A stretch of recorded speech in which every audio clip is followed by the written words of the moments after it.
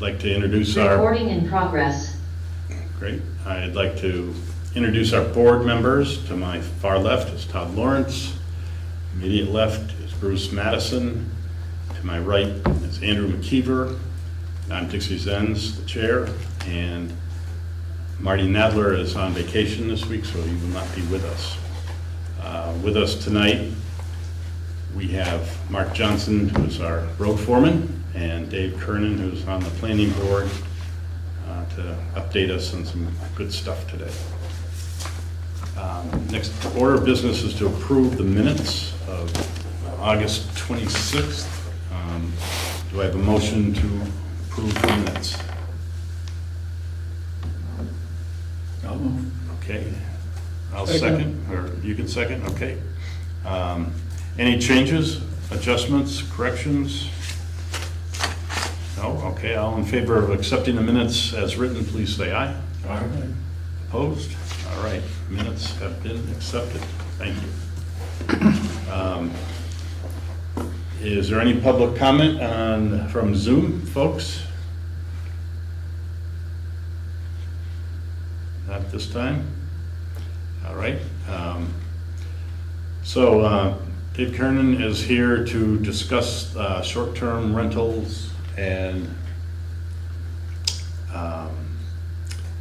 it'll be the ordinance instead of bylaw. So if you would like to fill us in on where we are, please. Okay, well, we're at the juncture where the select board votes on adopting the ordinance. And the thing tonight is, if you do vote to adopt it tonight, it has to be attached, or vote on it tonight, it has to be attached to the minutes of this meeting. But they've been distributed and they've been around on the webpage. The Planning Commission has been talking about this for close to 2 years now, getting different feedbacks. We've had it on our agenda on multiple occasions. We've had a couple of specific hearings for this, and have taken in a lot of feedback and changed things to make it acceptable for a lot of different concerns in the town. Everything from an old condo association on Roaring Branch that has very particular things in their bylaws to trying just to make it as acceptable for everybody, that we're not trying to interfere with what you do with your property, but we are trying to protect the property of everybody else who lives in a rural residential neighborhood and would like the quality of life to remain the same. So we do have some things that we don't have to read the entire thing into the minutes here, but I'll just do some highlights of important things in here. One is that each STR, short-term rental, would require a designated responsible person, and that person shall be a person or persons designated and authorized by the owner to act as their agent, or that person's employee or agent capable of and responsible for responding to emergency situations and other issues related to the STR when the property is being rented or leased as an STR. A designated responsible person shall reside within 25 miles of the short-term rental property. And that's kind of important because another part talks about being in Bennington County with extra process serving, because I got a question about that last week from someone too, called me and was curious, but it's 25-mile radius of where your STR is. Another important part for the short-term rental use must be limited to a maximum number of guests that does not exceed twice the number of bedrooms as documented in the town of Sunderland property assessment records and the wastewater permit for the property. The owner must clearly state the maximum occupancy when advertising the property and booking guests. And each STR is limited to a maximum of 4 bedrooms per dwelling. So if you have a 3-bedroom STR, the maximum occupancy is 6, 4-bedroom would be 8. It really doesn't affect, because I went through all the STRs that you find on Vrbo and Airbnb, and most of them are, that's not even going to be an issue for. Most of them aren't very large. Another significant part is, oh, no, that's back to the responsible person. And this is what I was just talking about, a person within the state for service of process for the property. All owners or hosts who do not live within Bennington County are required to designate a person located in Bennington County for service of process. That's just so that, because some of these are owned by out-of-state corporations, and we don't want to get into having to serve process somewhere else. And it's as simple as, most of these would be incorporated in one state or another. You designate an attorney here that we just serve the process when it goes somewhere else. I wouldn't expect that to come up very often anyway, but I don't think it's our responsibility to go chasing around the country for who owns this. Right. So. Another one is that, which is an important thing that we put in here, this is state law, but I don't think a lot of people are clear on what a short-term rental requires. A building in which people rent accommodations constitutes a public building under 20 VSA 2730, and as such is subject to the authority of the State of Vermont Division of Fire Safety or its designate. Other provisions of federal, state, and local law may also apply to short-term rentals. So if you're renting a place out under Vermont state law, you are subject to the Division of Fire Safety regulations. So we're not getting into that because that's between you and the state, but I think it's important to have in our ordinance that this is something there. I don't think a lot of people understand that. So, and I don't even know, and we don't want to get into what exactly the state requires, but they should take it up with fire safety. They have to figure that out themselves, yes. Yeah. Hosts shall comply with all applicable state law and regulations regarding short-term rentals. And that's in here because the state periodically talks about some kind of statewide law, which would probably trump this anyway, but until something actually happens, we'll just leave it kind of open like that.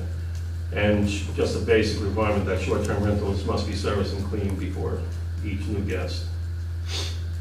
We have a section for documentation for guests that name, phone number, and email the host, and if not the host individually, an emergency contact within Bennington County who's available at all times. That would be the designated person. Contact information for the enforcement officer, which would essentially be the zoning administrator, the State Department of Health, and the State Department of Public Safety's Division of Fire Safety. Written instructions on the location and use of fire extinguishers, written instructions on emergency shut-off heating systems and fuel burning appliances, and a diagram identifying emergency egress routes. The next big thing is parties or catered events. Short-term rentals shall not be used for parties, gatherings, weddings, or any catered event that exceed twice the permitted occupancy of the STR. Catered events are limited to one per calendar month and require a permit issued by the zoning administrator. And that essentially means if you have your 4-bedroom that has potential 8 occupants, you can have 16 people on the property for any gathering you want to have. And that's just going along with most other places that specifically, you can't put up your wedding tent. You can't, it's trying to prevent some of the wild parties you hear about and people renting these things. It hasn't happened here yet, but that's one reason why we're trying to get ahead of this, because again, this is more about protecting the property rights of everybody who lives in the rural residential neighborhood, to preserve the character of the neighborhood you live in. No signs or other outside displays indicating that the property is a short-term rental, and no outdoor activities between 11 p.m. and 7 a.m. And again, going back to the postings on the Vrbo and the Airbnb sites, I was surprised and happily surprised at how many of the ones in town have many of these restrictions on them already. Specifically no party, no guest, quiet hours. So again, this is like to set a standard, and right now, most all the STRs in town are already living up to this standard. Great. So that's a good thing. Fees, we talked about, and this can be set, if the ordinance passes, this can be set afterwards. We talked about a simple $50 registration fee, some annual registration fee. Some towns have like $400.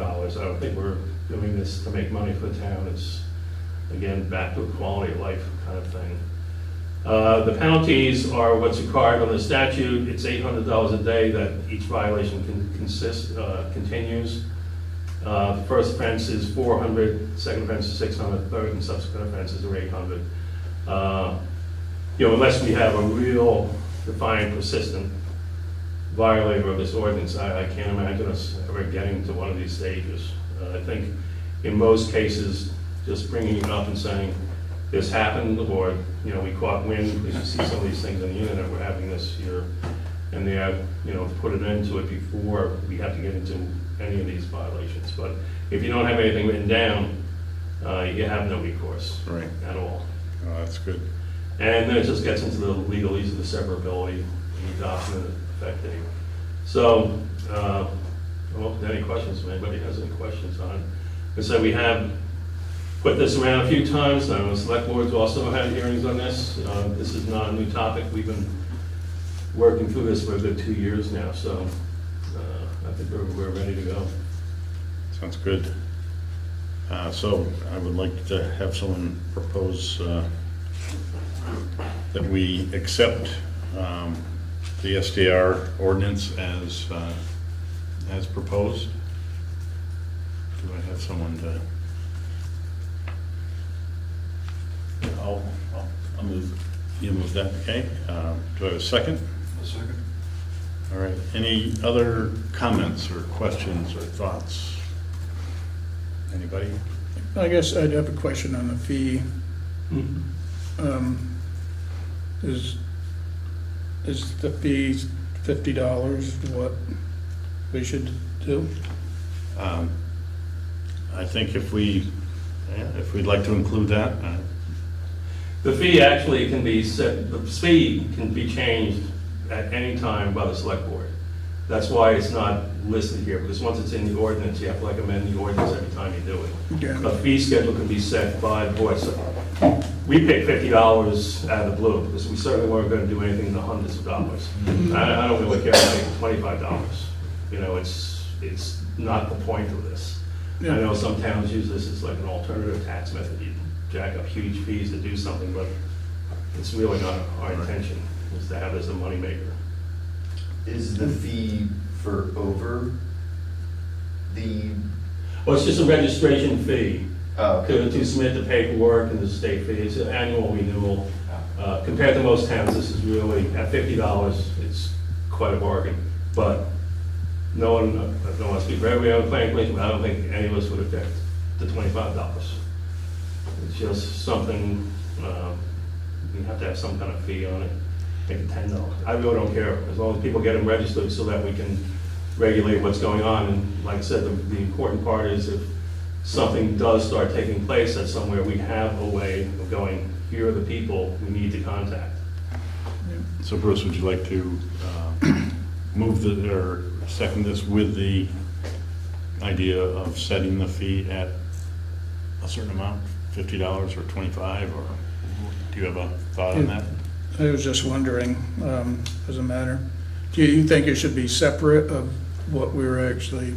You can, like I said, add it? I think we should do it, why not, now to start, and then Yeah, if it comes up, we should change it for some reason, we could discuss it then, but at least you could publish this with Yeah. the fee that's been approved by the board, I think. because once, if it's approved tonight, I'll print it out with the dates and all that stuff, and then Dixie, you'll just need to come in, the chair can sign, or you can all come in and sign it, and then it'll go into effect in 60 days. There's a process after this, maybe I'll just explain this now. After the select board approves, I put a synopsis in the Bennington Banner, posted in several places around town. Citizens have the ability to petition for a town meeting within 45 days of the passage of the ordinance. If no signatures are received, then we schedule within 60 days a town meeting, which is just a meeting here. And then it's a vote of the public on whether or not the ordinance should stay or not. So it's a little bit different than like a bylaw where you have all the hearings and everything beforehand. This is a different function of the government. So you're passing a law, the citizens have a right to petition against that law and to demand a public hearing, a town meeting to vote against it. But And if there is no objection, it just would go into law in it 60 goes days? into effect in 60 days. Okay. And that'll give us time to, as soon as the board takes action on this, I'm gonna take my list of Airbnb and Vrbo postings now and email it to all the contacts on there. Nice. This is, I don't want 60 days to go here, boom, it's like here, this is coming up. We'll see, but like I said, this hasn't been a quiet process. We've had some fairly large meetings on this over the last 2 years. So Todd, do you have a thought on the fee? The fee, I mean, I think, like we discussed, it's a good starting point. Yeah. I don't think it should be a moneymaker, but at the same time, I kind of want to make sure we're comparable to other communities, I think. You know, but that's something we can look at a later date if that's, so I'm fine with $50 for right now. Is it- You too? Yeah, is it year to year? Yeah, it's an annual. So this would, I think it'd be November 1st if it passed night. Oh boy, it's the end of September, wasn't it? Yeah. So it'd be more like December 1st, so in every December, it would be new. Okay, So if we start with 50, you see how you like that, and it can just be changed. sounds good. Andrew? What- No, I'm fine with it. I think that's a reasonable amount. It's not gonna be so high that people would try to, not pay it and get away with Mhm. that. But it would be enough to generate the income to offset, the time they might spend other expenses. Yeah, there could be other things involved with it too, and Yeah. recordings. But like I said, it's not, If 50 is the rough, if you go through these listings, some of these $50 isn't really gonna yeah, break anybody's budget, I think. Right. right. Some of them are pretty high. All right, so we do have a, Like I said, it's not. If you go through these listings, some of these So we've already made the motion. yeah, is that, That's, I don't know where that's coming from. That's Rick Green. I just muted But it is that on, on Zoom. oh, that is on, okay, all right. Because that went up there before. all right, so we have a proposal that's been seconded. Any other discussion? Will include the $50 fee to start. So, okay, all in favor of accepting the short-term rental ordinance as written with the $50 fee as annual fee, please say aye. Opposed? All right, great. Thank you very much, David. You've done a terrific job with that. It always takes time and effort. to Yeah, get these yeah. things And done. like I said, we had good meetings. We had a number of people come in. So we got a lot of different viewpoints on it. Yeah, One other thing, just for planning, before I take off, we are going to be discussing our meeting on Wednesday night,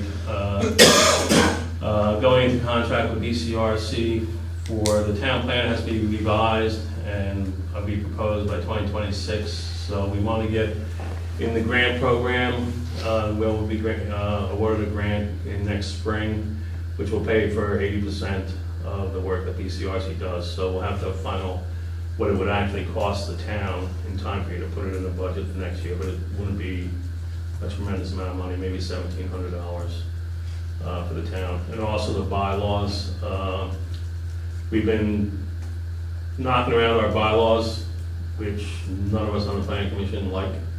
And as the main user of the town bylaws, I think they're in great need of updating. So we'll have a proposal for that too, so that we can get this grant money. Because it's all municipal planning grants and it really reduces the amount to the town. But the excellent. things that need to be done, so we'll do that. Great. Thank you, All right. David. Super. Thank you. I will say good night then. Yeah, thank you. All right, next on the agenda is the Sunderland Church restoration. Does anybody have any update on that? Marty was following that and he's on vacation mostly, but anybody else with any information? All right, we will check on that next meeting. Same with special projects. Marty, have you worked on the special projects funds? ARPA? No, I did have a thought about it. I don't know if we can talk about it, but Sure, yeah, it's on the agenda, so. okay. Yeah, just my with the school and the potential for the school closures, it might be prudent to go along with what was recommended with maybe holding back on some of our special projects until we have some clarity on the situation of the school. For people that aren't aware, so if the elementary school does close, the town of Sunderland could buy it back for $1, but we would have to maintain it and hold it for nonprofit or municipal use for 5 years before we could sell it and recoup any costs. So that was just my kind of concern with the special funding, if maybe we should look into holding off on a lot of our special projects until we have at least some kind of clarity of what's gonna go into that school, so that way we don't get stuck in how many years or whatever with a large burden. We don't have to vote on anything, I don't think, but just something to think about. Andrew? Mr. Chair. I was wondering, would it be reasonable to maybe, if the Taconican Green decides they are gonna close the school, which they haven't decided. Yeah. And not even close to it yet. Yeah, But were that to happen, in the end, could we not maybe negotiate with them to say, could you give us, I don't know, I'll pull some numbers out of the air, $5,000 to $10,000 a year for like heating and sort of general maintenance, could just say, as you're closing it down, the cost that will be associated with it. I That'd think, be part of the, sort of the final settlement. Because they're taking all the funds that we generate yeah. from Sunderland, including what are the forests? Yeah, the pilot fees, the pilot funding from the National Forest. Right.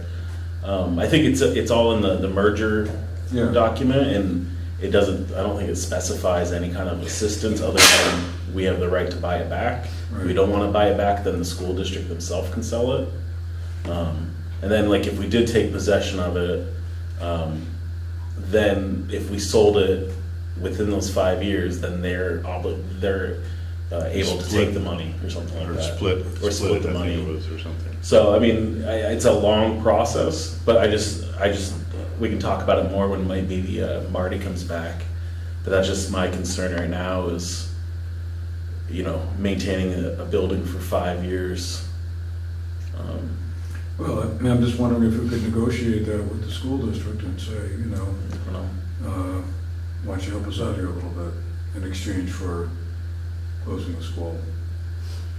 I It's realize worth talking to them, That's for that's sure. something to discuss. Yeah, it's much be a farther long down the road process. When we get to that point, we're nowhere close to that right now. But just throw that out as a thought, that maybe that might be some way to kind of offset, rather than pulling from, ARPA funds, or freezing the ARPA funds. It was a very interesting meeting, for sure. Is that a piece of property the town even needs? Not unless it's a school. Yeah. Yeah. Really? The building's not really, and everything behind it's wet, Yeah, so I mean, so it's probably gonna be restricted to any kind of development. Couldn't be the town pool out there, just dig a little deeper. yeah, I don't know, and I guess that's the great unknown, right? Like, in 5 years or 10 years, if they ever did close it, it's a long process, what would the town be required to do to make that lot appealing to sell it and recoup Right. those costs? And then if they're gonna get a chunk of it, Well, if we kept it for 5 years, no, they wouldn't. and, so if you try to get rid of it before 5 years, Then I think, they're there's, gonna get a chunk, but we gotta maintain it. yeah. So that's my concern is, as we move through the whole special funds, now we have this next big liability And on the their town. thing, so say how much money it was gonna take to, We would have to, to kind of maintain, Yeah, or we'd have fix to- the problems they have already. yeah. But I just wanted to bring that up just to Yeah. get in people's minds that that's something maybe we We should. need more detail on all that Yeah. for everybody. Yeah. Yeah, for sure. I I missed that meeting, it was like the last meeting, wasn't it, Mhm. in the school? Right. And I wanted to go there because I went to that school. But why was like, man, I don't know like why it's potentially being shut down. Is that something we know or? 3 reasons. One, the enrollment is way down, and there's multiple classrooms. And the school district was saying, the teachers are having a hard time because they're teaching 2nd, 3rd, and 4th grade in one class. Teachers got up and said, we like that. The kids are teaching each other and they're learning by teaching, and the young kids are learning from the older kids. And so their take on that didn't strike me as being valid. And we had a bunch of students come up that said they love the school and they really think it's a good thing to keep. And we had a lot of comments. We had a few people come up saying, this is terrible and you should shut it down, but 90% of the folks that there, is a pretty good crowd, we're all in favor of keeping it going, so. As Andrew said, it's not a done deal, So but, was enrollment just like the only reason, like just not? well, the cost of maintaining, it's an older building, so the upgrade, there's other, elementary schools, but, some of the issues that were brought up are kindergartners taking 3 buses to get to Dorset, if they have to go there, and it's sad enough to have, at least there's one bus that can pick them up and take them right to the school, and now there's transfers, and it's, that wasn't something people like, but anyway. But at the same time, it's an expensive building to run. Right. And the efficiencies that could be achieved by consolidating the schools a little bit would wind up saving the school district money, which would translate into lower tax rates. So I think, it's a conversation that needs to be had, and, Right. there's a lot of Just like- factors involved. When they took over, the school district took this over, got it away from our town, our taxes were gonna go down. We haven't seen that I know of. I think they've gone up, might have gone up. And, They have no estimate of saying, like, if we shut that down, we're gonna save. Oh, they want to build a middle school in Manchester. They gave a, That's I a know we're possibility. gonna, offshooting or whatever from the agenda, but they give a possible 8-cent tax savings, but, I mean, that's split amongst all the residents, but then they want 25 cents probably for a bond for building a school, so, Yeah. I don't know, I read an article from 1997 on, when they were coming out with Act 16, it was gonna be the savior, and everyone's taxes were gonna be lower, and that was in 1997. Yeah. And up until consolidation in 2017, it was, again, taxes are gonna be lower, and then it's just skyrocketed because they can't control their spending, so. But anyway, it's a tough situation, but anyway, we will consider that when Marty comes back as far as holding special yeah, projects funds for that. thank you. All right, It's a huge problem for the taxpayers, the school taxes. yes, it is. Okay, road liaison, Bruce and Mark. Mark's here tonight, and he's got some things to discuss, but we had Irving confront us about taking over the diesel fuel and the propane. And I couldn't get into my email, but they had a pretty good price per gallon compared to, do we use Doors now? Yeah, I haven't seen the last one, but I knew they were, $1.06, Yeah, $1.06 for propane and diesel, $2.41. $2.41. That's pretty good. Yeah, that's really good. so we change here too. Pardon me? Yes. I would- For the whole town. Yeah, Yeah. for the whole town, I would say. Yeah. So you think that's a good idea? Yeah, I mean, it's a savings. We want it. All right, so, do I have a motion that we go to Urban for our fuel for both propane and diesel? Jim, should we look in, is there anything else we need to do, or should we confront Doors with their price, or we just go with it? What is the difference from Doors to this? I'm not really sure what it is. I don't know if they have any Door bills in here or not. Probably not. Do they supply both diesel and propane too? I don't think we.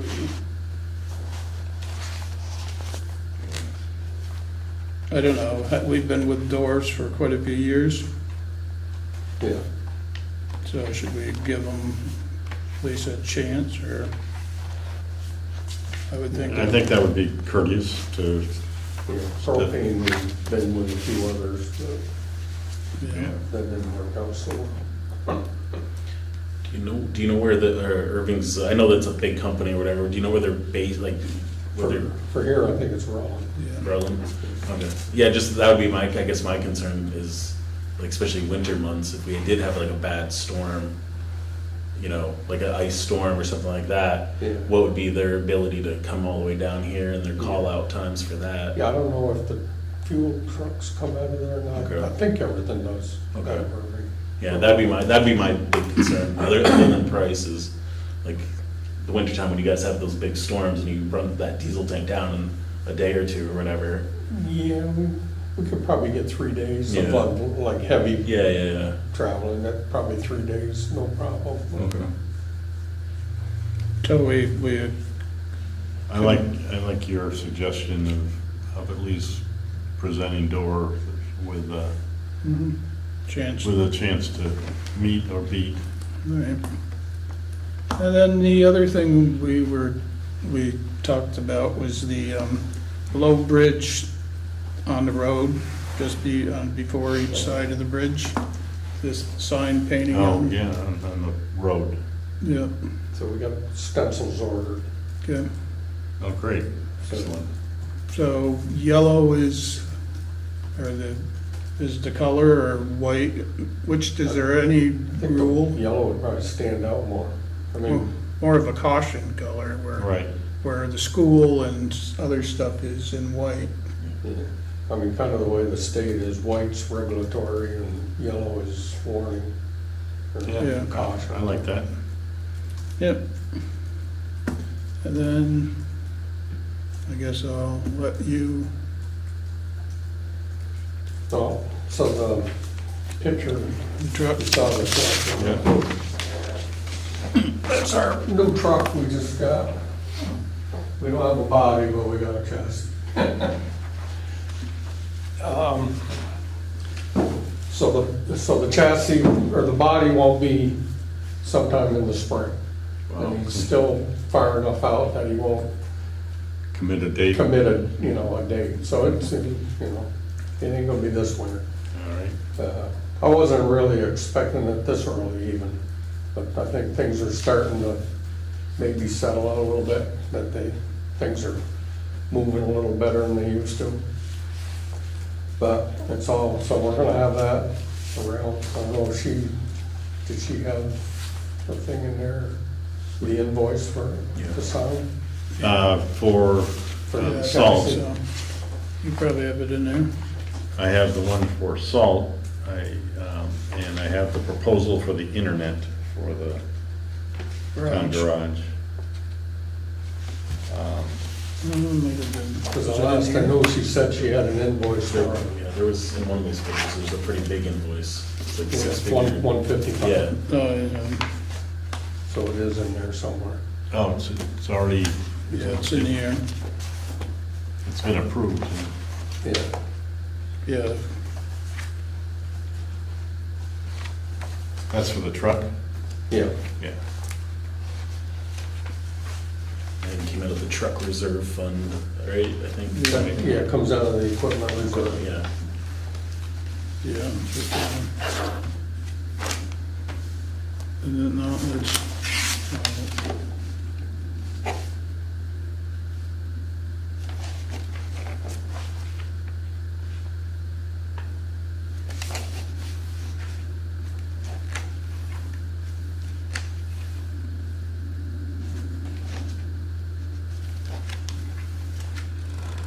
Well, it's been approved, and I mean.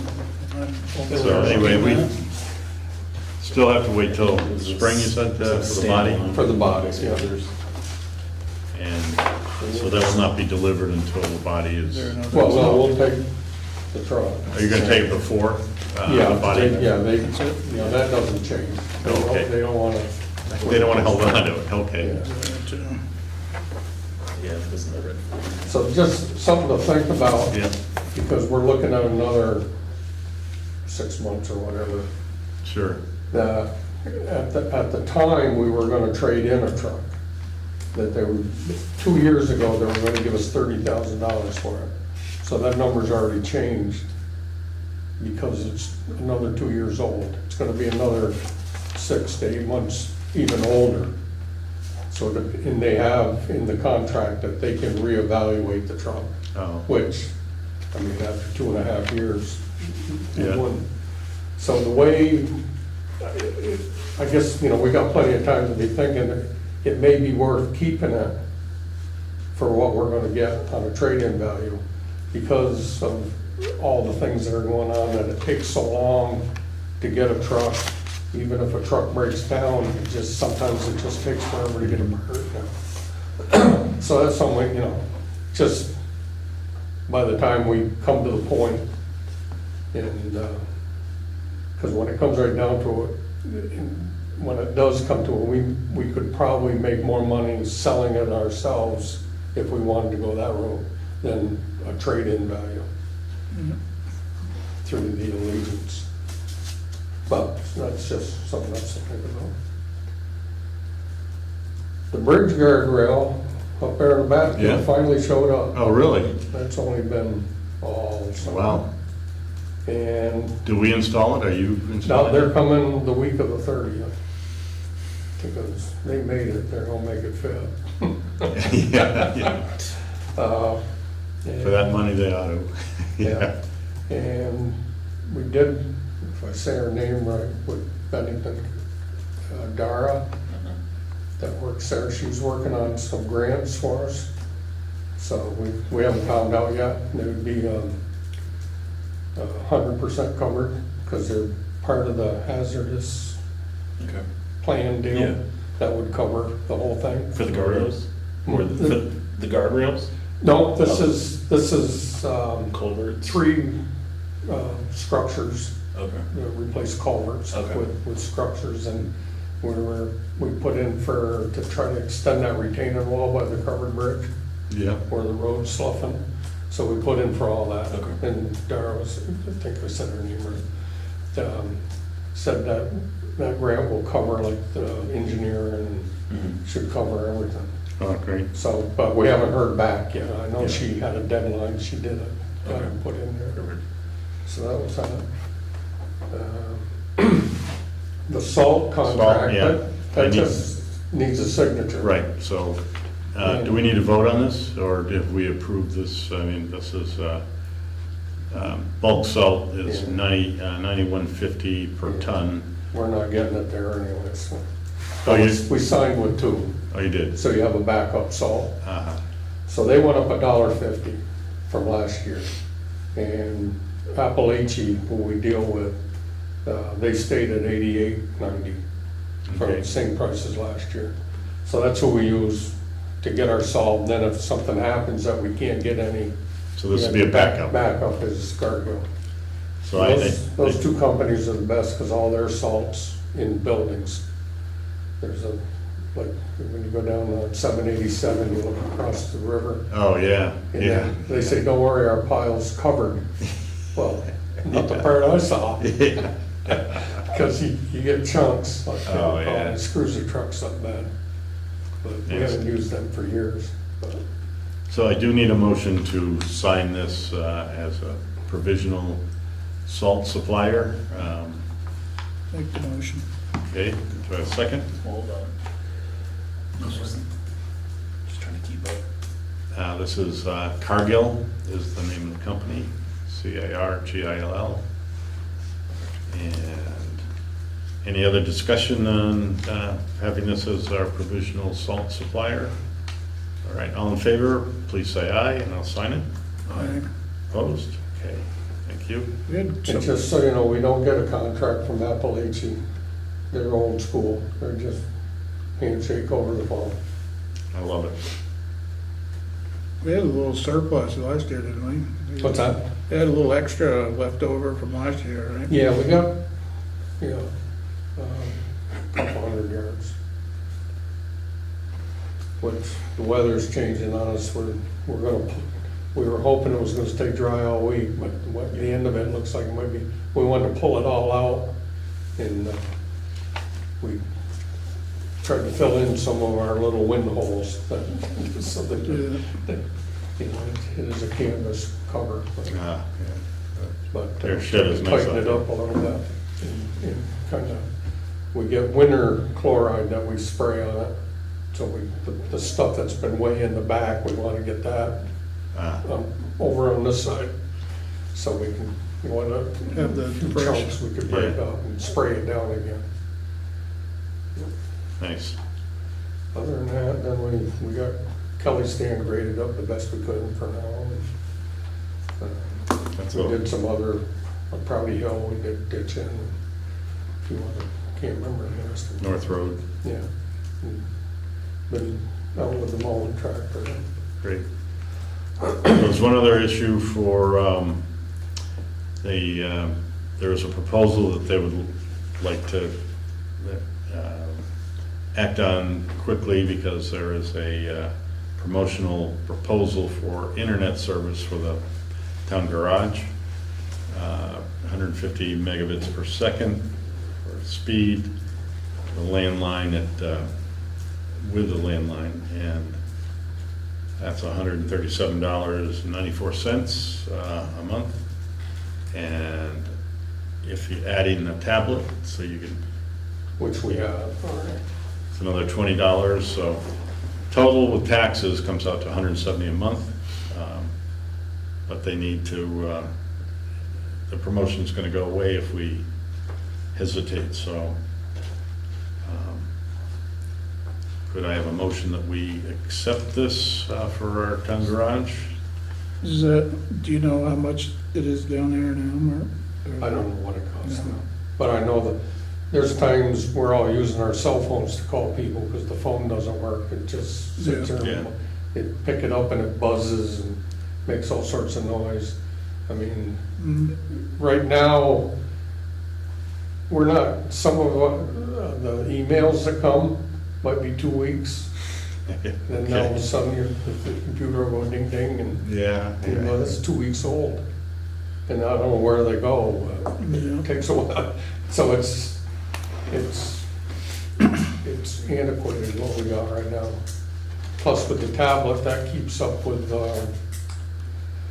all our mitigation Yeah. plan Great, for when we're out in the field, we can take the pictures and GPS it and stuff and keep up with our amount of work that we have to keep doing for grant. all right. How's So, that pile getting down, is it? What's that? Your list there, if you got quite the list in your desk of what the state wants? Yeah, but we've been whacking away at it pretty good. Good. great. All right, so do we have a proposal to go to the 150 megabytes internet Make a service? motion. All right, this is from Comcast, by the way, if those people. Any second? I'll second it. Okay, Andrew, any other discussion on this? All right, all in favor of going with the proposal for the 150 megabits per second, please say aye. Aye. Opposed? All right, great, carried.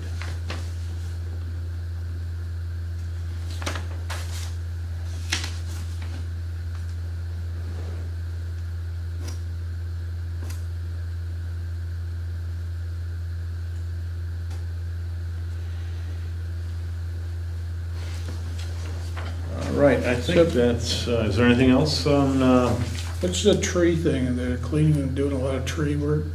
That's the power company. yeah, Yeah, that's we a have a note on that. bunch of months, 9 months of work, something Yeah, like that. it's, there's a notice in here. that Oh, we- and they are working at the Manchester Sunderland town line on the railroad. Oh, are they, yeah? Yeah, that's what those signs that they're putting up, that's gonna be rail work. So they'll probably be accessing, because I think they're replacing that culvert out Yeah, there. it's gonna be, yeah. Yeah. They have. They don't like the pond out there when it rains hard? Yeah. That pond's still gonna be there no matter Yeah, what we do. yeah. There ain't When the no- river comes up Yeah, higher There's than. no fixing that. Yeah, maybe it'll make it come quicker. Yeah, but they've been doing a lot of that stuff on the rail, everywhere. Wow, yeah. Good. Anything else for road issues? No, I don't know if you want to bring up the Route 7 thing, but it's kind of a road. Oh, yeah, That's They- gonna be, what, 2 years or a year, next year? I forget, Oh, and we do have a note in here, and, it's on the They- index card, yeah. right, that they're notifying, 20, we can bring that up. There is a public meeting, September 30th, at Shaftesbury Elementary School, 6 to 8 p.m. That's 150 Buck Hill Road in Shaftesbury, for those that might want to attend. There are 2 bridges, or they call it bridges, but they're actually culverts, but concrete, big ones that are going to be replacing regular culverts that are not draining properly. And so when they do that project, it will be shutting down 7A between. No, 7. 7 between Shaftesbury and Arlington. So you'll have to get off in Shaftesbury and drive to 313, and then you can go north again if you want, or go straight up 7A. But anyway, so that meeting is again Monday, the 30th of September, 6 to 8 p.m. at Shaftesbury Elementary.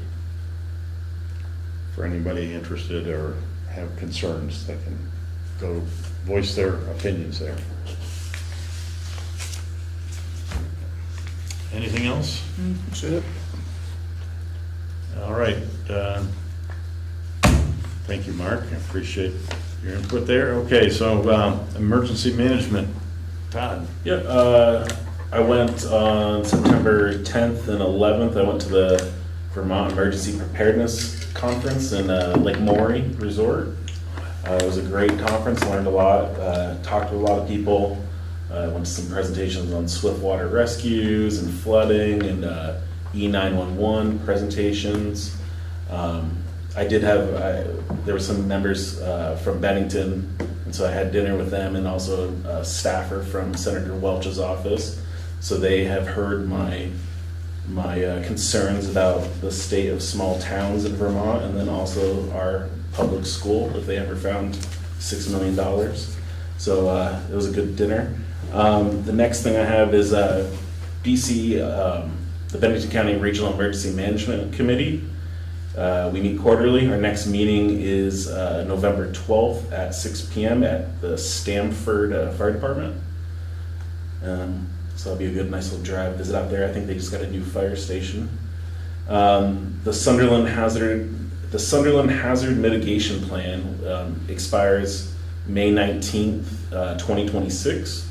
So we have some time. So I've been working with Dara for BCRC to start discussions on getting that whole process going. I wasn't obviously here for the last time we updated it 5-6 years ago, I think it was, 2021, I think. I remember. Yeah, so my understanding is it's quite a process. It is, yeah. Vermont Emergency Management will be reaching out to us and her also regarding the funding and any available funding to pay for that. But she just wanted us to have that on our radar. So other than that, that's what we're working at, emergency management right now. And yeah, we talked about I'm gonna try to go to the culvert meeting at Shaftesbury just to make sure everything's good. I think some members of planning were gonna be there too regarding the bridge. So. Great. Most of it be towards Shaftesbury exit and Arlington exit. I don't think it's gonna flow much through here. Yeah. I think the big concern was the concrete casting trucks from the plant. I think that's what Shaftesbury's big concern is, all those semi trucks going through their downtown area now, so. Most of it's south anyways. Yeah. Yeah, most of it does. Years ago, they used to, Yeah. before that was built. So, Of course, that'll increase all the traffic on 7A. Yeah. Which isn't too Right. bad for us. Right. Until they all think North Road's a shortcut. Yeah, I think that was the concern was, yeah. could So. be. Yeah, that's all I had. All right. Energy Committee, maybe we can bring up the MERP grants. I was gonna say, we do have Kelly on. Is she? Online. She's joined, Oh, she has joined? so I don't know if you wanna. Yeah, why don't we do that now? Yeah. And get to that, we could do that. So these MERP grants are for the upgrades for energy savings for our town hall and also the town garage. And Kelly, can you hear us okay? Yeah, I can. Andrew, I can hear you, and Dixie, I can hear you. I think the two folks on the far end, it's a little iffy. Can you all hear me okay? Yes, We can. Okay. So do you want to jump into this now? And yes, Okay. yes, please. so Kelly, yeah, I was wondering, can you walk us through what these MERP grants are about, or what we need to do? Sure, yeah. First of all, again, I know Dixie and Andrew, but I don't think I know anyone else in the room. I'm Callie Fishburne, I work at BCRC, primarily energy planning, but I also do some work with the CUD and other projects as well. So I am here to just talk about the MERP grants, which stands for Municipal Energy Resilience Program. Just making sure you can still hear me because the camera just went off for a sec. Yes, we can. Yeah, okay. So I've primarily been coordinating with Jeff Dexter from the Energy Committee on this, but I believe he is out of the country until Thursday, and the grant application is due this Friday, the 27th. And I also felt like it was a good idea to put this in front of you all before I work with Jeff to actually get the application completed. So the purpose of the Municipal Energy Resilience Program, or MERP, is to help municipalities make energy efficiency upgrades to their municipal buildings. So back in May, Sunderland had an energy assessment of both the town hall and the town garage. That was free to the town, it was covered by the program, so the contractors who came and did that were paid by the state. So that happened, reports were sent, I believe, again, Jeff is the point person, so he's been getting all the communications about this, so he would have received the copies of the reports. I'm not sure if he forwarded that to any of you, but I also have copies of them as well. And basically, the next step is use the recommendations in the reports to apply for an implementation grant where you can actually make the upgrades that are recommended in the reports. So I can pause there if there's just any questions off the bat, and then I could get into a little bit more specifics of the costs. I actually asked for a report the last meeting and didn't get one. Yeah, I have not seen the report either, and I'm on the Energy Committee, so he probably sent it to me. I don't know, I've had a lot of emails lately, but one of the questions is if we apply for these grants and decide we don't want to proceed, that's still a possibility, correct? Yes, I believe so. Like if you were to apply and then be awarded, I believe you could always just decline. Right. Decline that award. And there also is no local match required. So this building we're in is pretty efficient. So what's the things that this building would actually need? Yeah, so I don't know if it would be helpful. I actually have pulled together, I did this for every town, like the reports can be kind of lengthy, like they can range from like 30 to like 70 pages. It can get kind of intense. So for each town, I did a spreadsheet where I summarized the measures and the cost estimates, and I had that for Sunderland, and I believe I just sent it to Andrew recently, maybe even just a couple of days ago. And I don't know if you're looking at, if you have a big screen that I'm on, but I'd be happy to put it up, do a screen share and put it up on the screen, and I could actually show you what some of the cost estimates are, if that would be helpful, or I can just run through it without doing that screen share. It would be lovely if you could share the screen, but we're having some problems with that right now, Kelly, so Okay. Maybe if you guys verbally go through it, that might be the Sure, faster way of doing it. yeah. So again, there were two separate reports, one for the town hall, one for the town garage. Unsurprisingly, the town hall, there wasn't a whole lot of recommendations there because, you know, it's only a 10-year-old building, relatively new, and is pretty energy efficient. So the main recommendations were, there were a couple of different HVAC or HVAC recommendations that, you know, there's already, I believe, a mini split heat pump in the office area where the town clerk works, but there was a, you know, recommendation and estimate of if the town wanted to expand and add heat pumps like to the meeting room where you're all sitting right now and to the rest of the building, what that cost estimate would be, and then also, you know, recommending that, you know, you keep the, you know, furnace that you already have for backup on those extremely cold days.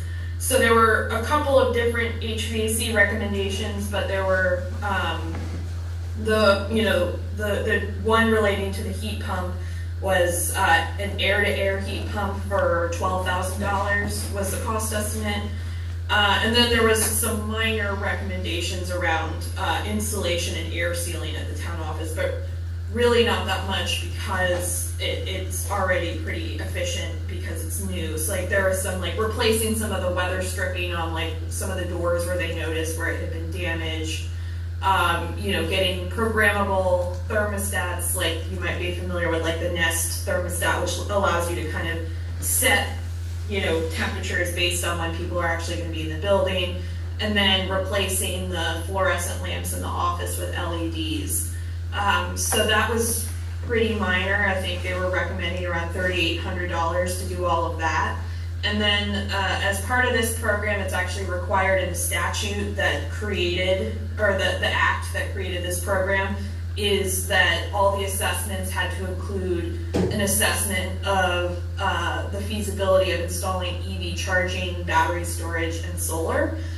Even if that is not necessarily something the town is interested in, it's still a part of the report. So there are some cost estimates for an EV charger, a battery backup, and a solar system. So I can give very specific numbers if you're interested in that, or I can pause, and that's just for the town office. And the town garage had some more extensive recommendations because it's less energy efficient and older building. I just But I emailed can the pause report to again. everybody, so if you go to your emails, you'll find it. Kelly, did you say that these grants would cover all the costs of all these renovations? And does that include solar and? Ideally, yes. So we do know the state has said that when they're going through applications and prioritizing them, the measures they will be prioritizing are the like insulation and air sealing and HVAC, because the priorities of the program are making the buildings more energy efficient and helping municipal buildings switch over to cleaner sources of heating, so off of fossil fuels. But so solar, EV charging, battery is a lesser priority in the program, but it's still an eligible thing for you to apply for. So you could apply for that, you know, all those measures as part of your application. And would these applications be based, awards for these applications would be based on the total, or like if we said we would like to, or interested in solar, would they come back and say, well, we're not going to be able to do solar, but we can do a heat pump? My question is it? I think the heat pump's ahead of the solar. I mean, Oh, my yeah. recommendation, sorry. Go ahead, Kelly. Yeah, my recommendation would be to apply for everything that you want to do, and then, you know, if the state feels like they can't do all of it, they might come back to you and say, okay, we can only give you 75% of what you're asking for, let's say, and which measures would you prioritize? That's a possibility, but they have indicated that they are most likely just going to do yes to all of it or no to all of it. This will be a competitive grant process. I think over 200 municipalities received these assessments and will most likely be applying. So that is the vast majority of municipalities in the state. So it will be competitive, and I think, the state's ability to review these applications will come into play, and that they are probably looking for sort of yes, blanket yes, or blanket no. So would you say that if we apply just for a heat pump and forget the solar and battery backup, that we'd have a higher chance of getting that than if we applied for all of it? Possibly. The main scoring criteria that they are looking at is actually energy burden as defined in Efficiency Vermont's energy burden report. It gets a little bit into the weeds. I don't want to draw you too far into the weeds tonight unless you want me to, but basically towns that are designated as having a high energy burden are going to be in the higher priority category for getting this grant, and Sunderland is not in that high priority category. Sunderland's energy burden is moderate as defined by Efficiency Vermont's report, so your application would be more competitive than towns who have a low energy burden, but you wouldn't be in like the top priority group for awards. Like there's a tiered scoring matrix basically that first goes through energy burden, then they look at the size of the municipality, and so they're looking, you score more points if you're rural, which, for Sunderland that's the case. And then further down the list are the actual measures themselves, and that's where the priority of insulation, air sealing, and fuel switching comes into play over solar. It's a bit of a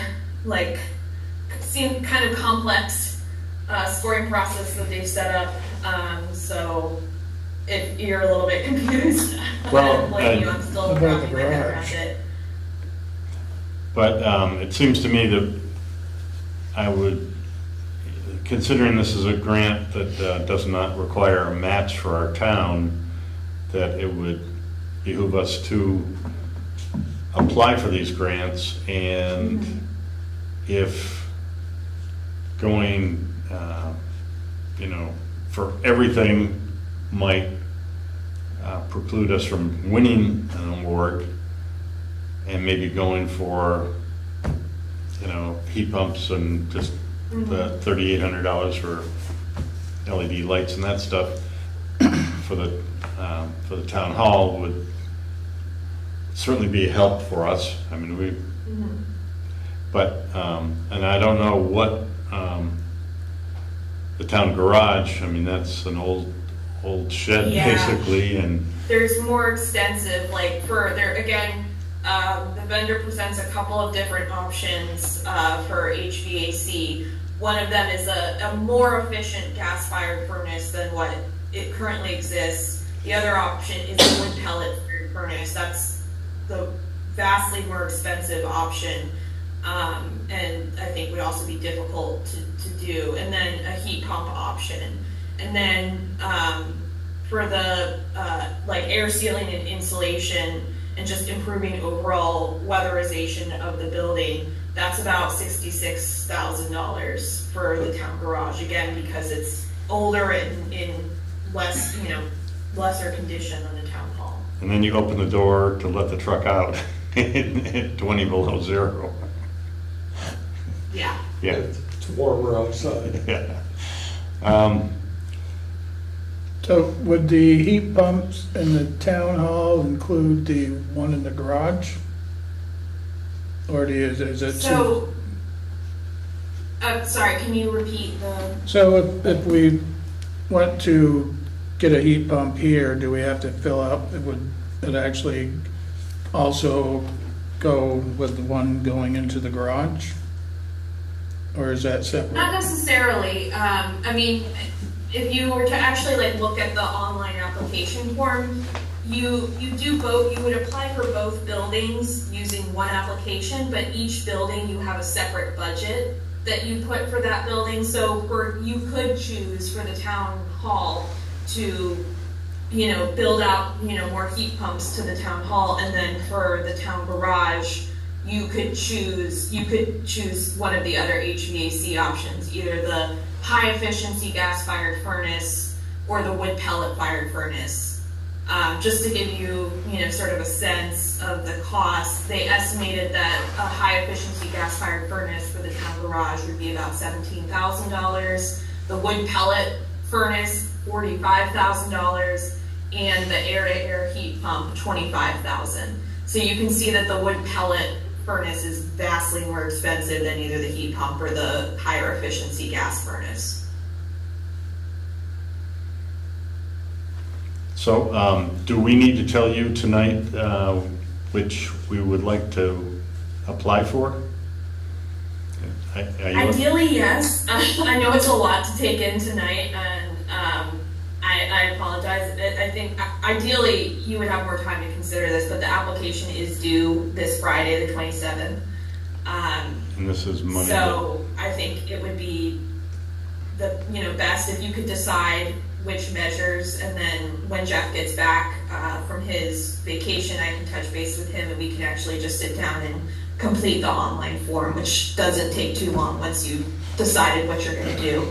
I mean, my recommendation would be to apply for everything you want to do and, see what the state says.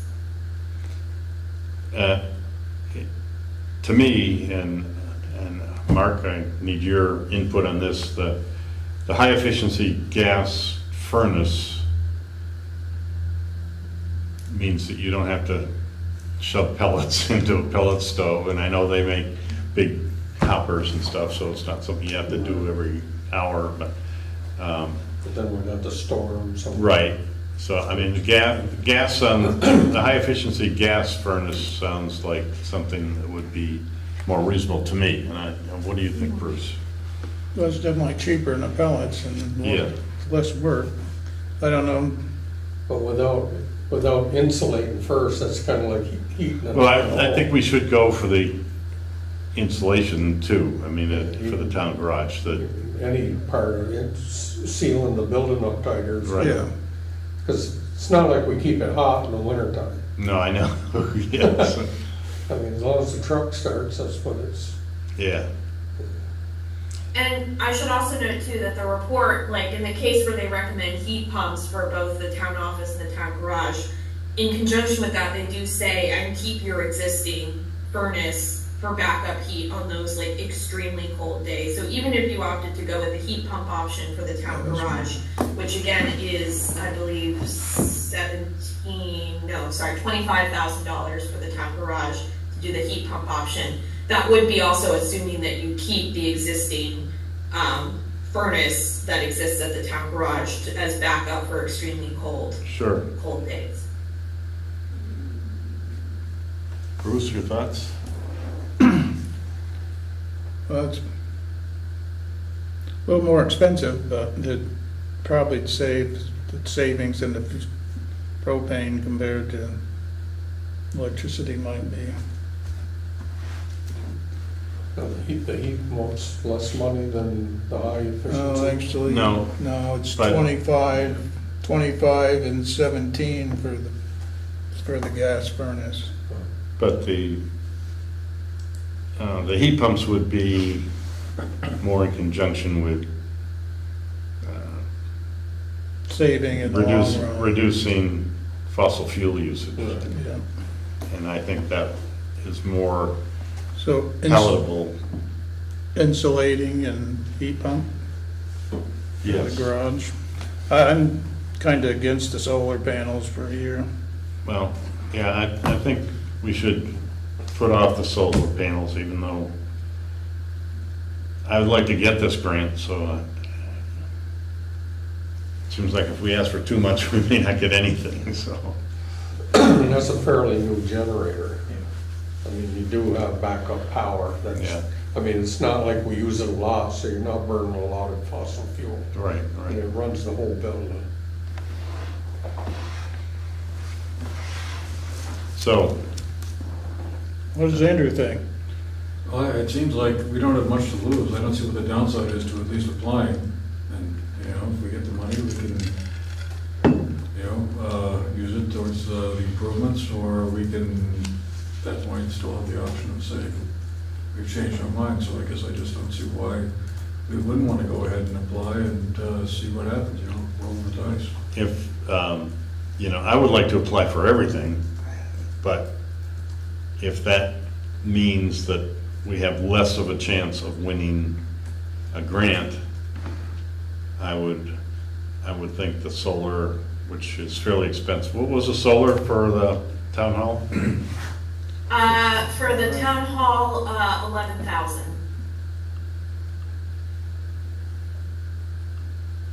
$11,000. And the battery backup with that? 15,000. So, Really? combined, that's about 25 grand. How big That a is. battery, I mean, when you're talking a battery storage, how big a unit and where would you put it? It probably would go in the utility room. I mean, that's, is there- Normally they're, That's all, maybe a yeah, couple, I haven't really seen the battery backup deal, but just didn't know how much room it's gonna take. I'd go with the heat pumps, but Todd? Any- I mean, like Andrew said, it doesn't hurt to, we should apply for something. For this building, I'm kind of the same thing with the heat pumps and the insulation for both, and then hold off on the solar. That's kind of a luxury. Be silly to put solar, I think, on that town garage roof anyway, down there, in that hole. Let the But, roof it hold it. yeah. But I think this has the exposure where the town This one, hall yeah. is, it's down, I don't know how much sun you get all year round, but you get some, Yeah. but I think the roof is facing west, east-west, right? Isn't it pitched east-west? It's kind Like of north, south. north, And there is an south. estimate for solar for the town garage as well, because all the reports had to include that. And it's similar for the town garage as it is for the town hall. They were estimating $10,000 for a solar system at the town garage, and same size battery, so $15,000. So, It's come down from when I bought mine, that's for sure. it's based on the size, so they're estimating a 4 kilowatt system, roof mounted system for the town garage.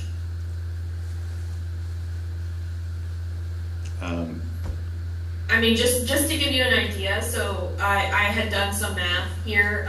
If you were to go all in and say yes to everything for both buildings, Yeah, that is $44,000 for the town hall and $119,000 for the town garage.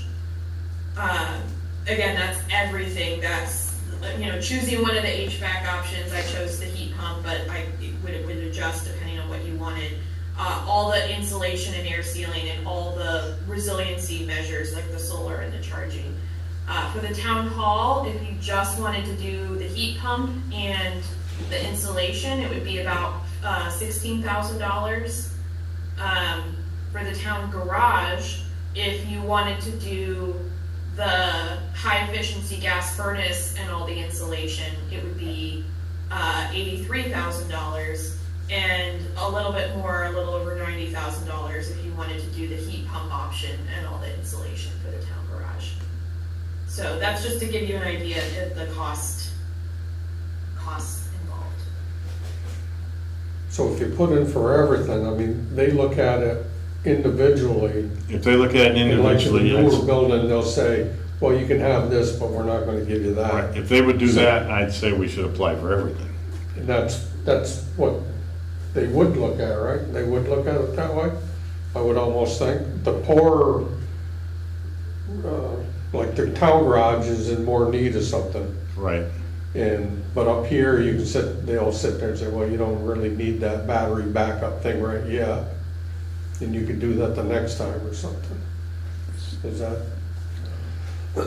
So maybe the more you put in, because you can always reject it the way it sounds.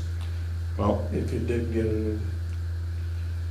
I mean, I feel we should put in for What is, what as does much she as recommend? possible that we think we might be able to win. Yeah. I just, if we put in for this much and they say, forget it, or if they say, oh no, you can't have that, but you can have this, that would be perfect. And I'd say we should apply for everything and let them sort it out. Because all of that would, if we did solar panels, town garage, and here, if we did heat pumps, town garage and here, insulation, town garage, and it's minor here, but that, I mean, to me, A little lighting here too, I think that was 3,000. 38, yeah. So it sounds to me like if applying for all of it wouldn't hurt us, that's what we should do, in my opinion. And I need everyone else's opinion here too, but What does she recommend? so Callie, what do you recommend? Are you there? Yeah. Okay, just to make sure we didn't go past our time here.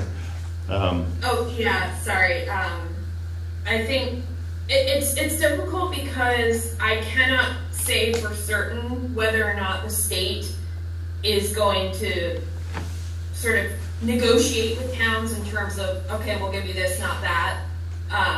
Again, because there are so many towns applying, my feeling is that they may say that they're willing to do that, but given the volume of applications they may receive, they may be overwhelmed and just go the simpler route of just yeses and nos with no kind of negotiation in between. We've tried to nail the state down on this point and they haven't really committed. And again, I think it's because they anticipate getting overwhelmed with volume of applications. So How about sending 4 applications at different prices and see which one they pick? I think what some towns have been doing is thread the needle. Like in the application, there are a couple of narrative boxes. And what some towns have done is said, hey, we've applied for everything that was recommended, but if we only got, but our top priority are these things. Like, so you could apply for everything and then say, okay, but our top priority is heat pumps and insulation, and only if we got, the full amount would we do, solar and. I love that. I think we ought to do that. Okay. Is that, I need consensus here, though. I agree. Bruce? I'm in the air on that one. If they're gonna say a yes or no, I'd go with the heat pumps and the insulation, and not the solar, but that's my opinion. If Yeah. we put in that heat pumps and insulation are our priorities, but we would like the whole thing, I think we should, that's the way we should go, so that if they do look at it and say, oh, well, they don't need all that money because they don't care about solar as much as heat pumps and insulation. I mean, I like that clause in there so that it gives them the option of saying, all right, well, we'll give you this much, but not all of it. But if Okay. they gave us all of it, I think, my solar panels, I'm net zero at my house in summertime, and I'm all electric house, and, it's worth it. And How many years does it take to pay for it though, as far as how many? about 7 is what I figured, it was about 7 years. Yeah. And in fact, I'm in my 7th year, and I think I'm ahead of what I saved more than I paid, so. Okay. Yeah, sounds good to me. All right, so Callie, can we do that? Apply for everything, but with that clause saying that our priorities would be the insulation and, if they weren't able to give us the whole amount, our priorities would be insulation and heat pumps for both the town garage and the town hall. Yeah. And, And just so I know, like, there are multiple HVAC options for each building. I'm hearing, sounds like for the town hall is what you want. And it seemed like you were having some discussion of either heat pumps for the high efficiency furnace for the town garage. I Do you think- wanna go Good heat pumps? Heat pumps, I think we've decided Okay. on, if that's Okay. everybody here, okay? That would be great. And then the resiliency measures, just one more thing, also include estimates for EV charging. So there's an estimate for EV charging at the town hall and at the town garage. At the town hall, I could see it maybe making some sense. I don't know about the town garage. I don't know if We don't that want really makes cars parked sense. down there. No, Yeah, town hall makes sense, but yeah, not the garage. Yeah, town hall. Okay. And they don't make that dump truck yet. Yeah, no. Look, Jeff would like to get one for you. but We could buy 3 or 4 trucks for the same price as one of those. And then it only lasts, they gotta figure out the winter stuff, before we could consider that. Do we have to In my vote on opinion. that or no? Pardon me? Do we have to vote for this or no?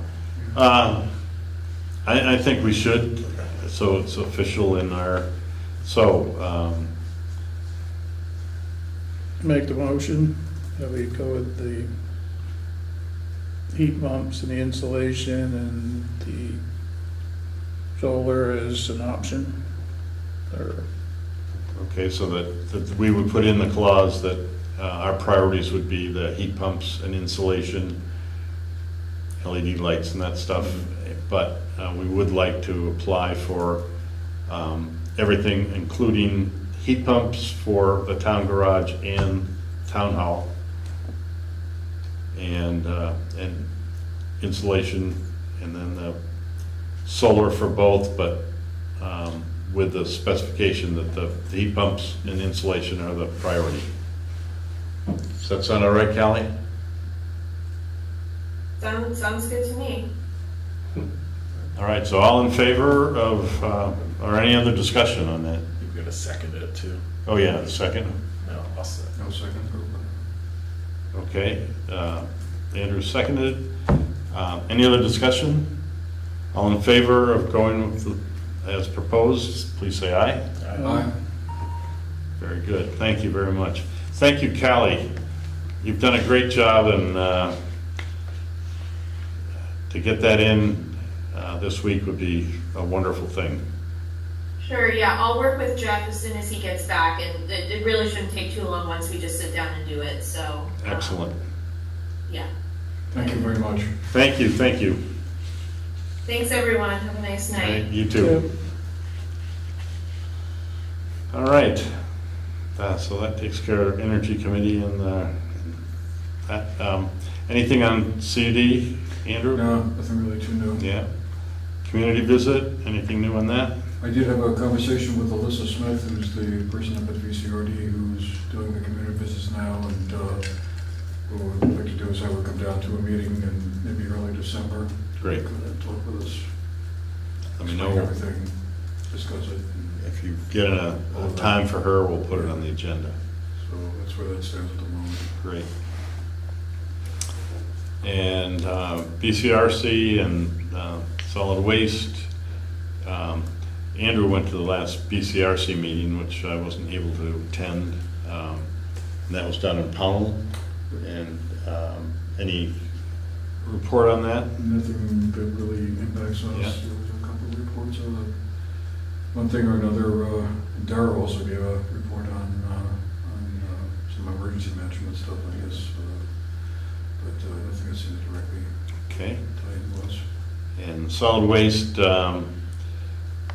have the new estimates for our budgets coming out at our next meeting, so I will report on our budget for coming year estimates, anyway. Welcome to Sunderland signs. I have a question with the BCRC. Sure.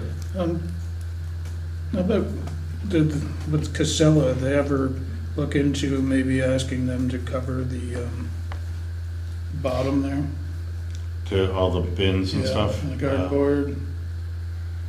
Because doesn't the town have, the towns pay for the weight, or is it by weight, or how is that?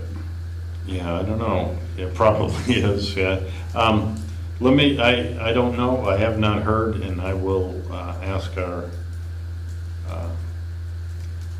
board if that's something that they could talk to Scylla about, because it is a good idea to have that covered. Yeah. I'll see if I can do that for our next meeting. In fact, I can email Scott and see if he can look into that ahead of our next meeting.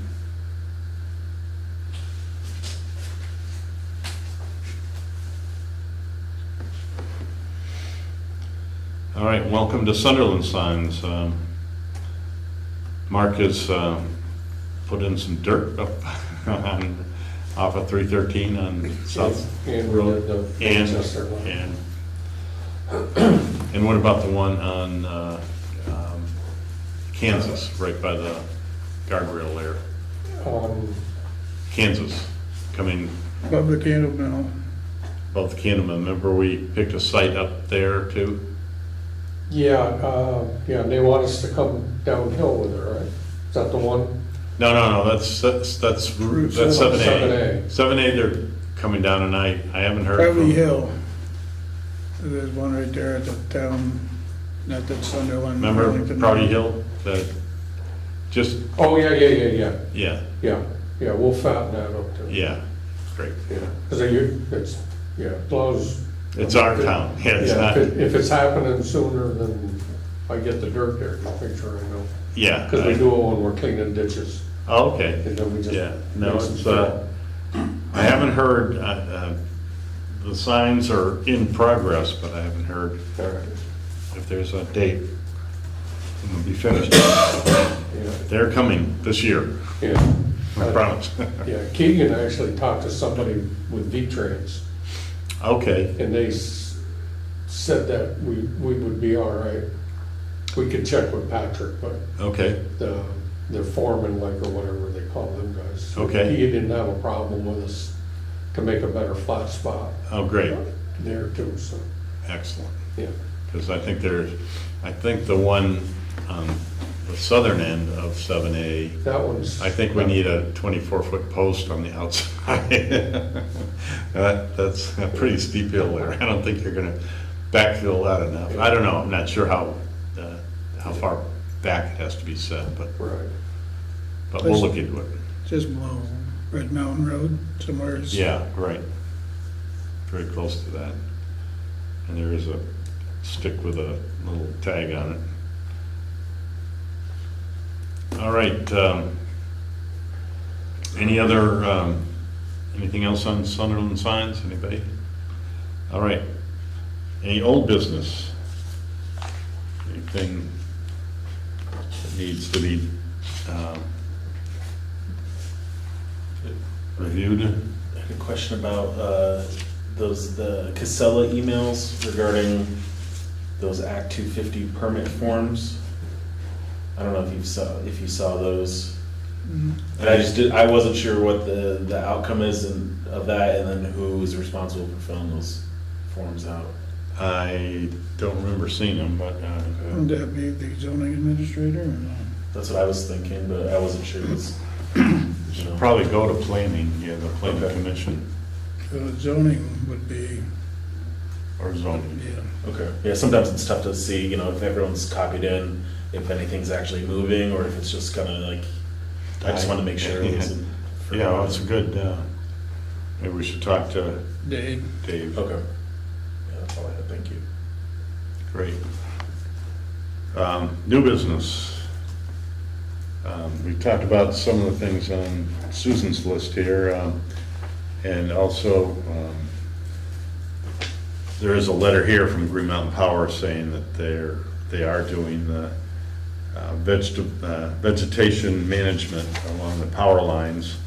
They said they have 1,700 miles of power lines that they have crews cutting all the stuff back. They came up Hope Lane, which is a private road, and they had machines in our woods just plowing through it, and Yeah, they- done a nice job. Because they got one rig with a saw, reaches high, and then they Yeah. got a grinder for all the lower stuff. Yeah, Whole bunch of guys. they've been all over the place around here. I don't know how long they'll be in Sunderland, but I know that they are around. See, some of them are down in Arlington now. Are they? So they're kind of, Yeah, heading south. yeah.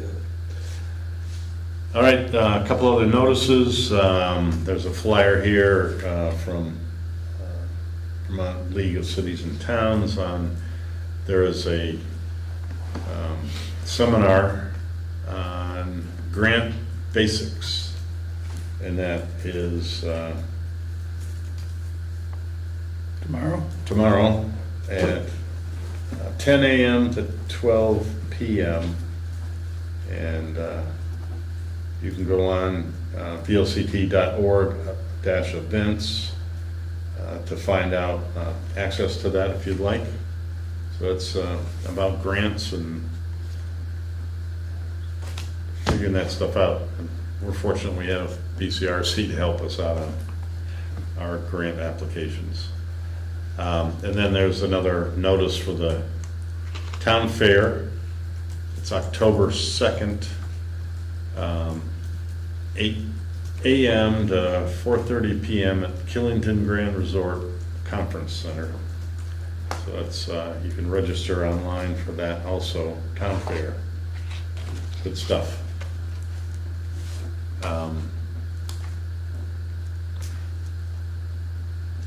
And we discussed the V-Trans culvert replacement on Route 7. I think that's all I have. We've discussed all that on our list. There's no need for executive session that I know of. Correspondence been signed. So our next business meeting would be October 14th at 7 p.m. right here. So any other business? Could I have a motion to adjourn? I was about to make that motion. Okay. Do I have a second? All in favor, say aye. We are adjourned at 8:31.